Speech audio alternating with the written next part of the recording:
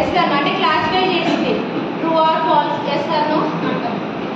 Regression అంటే కంటిన్యూస్గా వెళ్తుంది, అంటే న్యూమరికల్ వాల్యూస్ ఇన్ఫైనైట్ టైమ్స్ కంటిన్యూస్గా వెళ్తూనే ఉంటుంది, దాన్ని రిగ్రెషన్ అంటాము. సరే, మనకి సూపర్వైజర్ లెర్నింగ్లో అల్గోరిథమ్స్ ఏమేమి మీకు తెలిసి చెప్పండి. ఇక్కడ చూసుకోవాలి, మీ బుక్లో చూసుకోవాలి. అసలు మీకు మామూలుగా చెప్పింది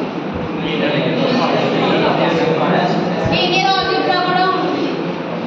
అది ఒక ఏంటి, అది ఒక అల్గోరిథమే. కాకపోతే అది అన్సూపర్వైజర్లో రాదు, సూపర్వైజర్లో కూడా రాదు. అది నార్మల్ ఒక అల్గోరిథం.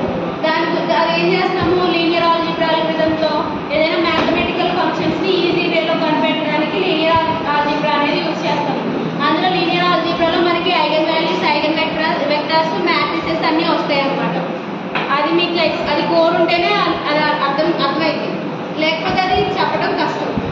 అర్థమవుతుందా?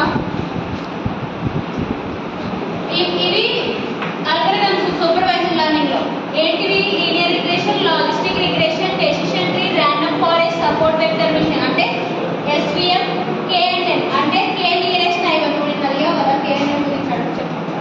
గ్రేడియంట్ బూస్టింగ్, ఈ గ్రేడియంట్ బూస్టింగ్ అనేది మనకు అవసరం లేదు. గ్రేడియంట్ బూస్టింగ్ అనేది 2 టైప్స్గా యూజ్ చేస్తాం.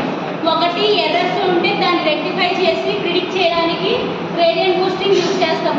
లేదంటే ఏదైనా యావరేజ్ని ఈజీగా ఫైండ్ అవుట్ చేయడానికి, అంటే ఒక వాల్యూ తీసుకున్నాం, దానికి నియర్గా యావరేజ్ కట్టండి అని చెప్పినప్పుడు ఈ గ్రేడియంట్ బూస్టింగ్ అనేది యూజ్ చేస్తాం.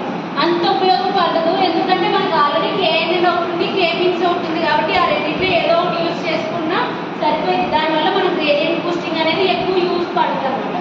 నావీ బేస్ ఏంటంటే క్లాస్ అంటే ఏదైనా డేటాని డిస్ట్రిబ్యూట్ చేయడానికి ఉపయోగపడింది. ఇప్పుడు మన బేస్ థీరం ఉంది, డేటాని తీసుకుంటాం, ఫామ్లో వేసుకుంటాం, ఏం చేస్తాం, ఉన్న డేటాని డిస్ట్రిబ్యూట్ చేసుకొని రాసుకుంటాం లేదా?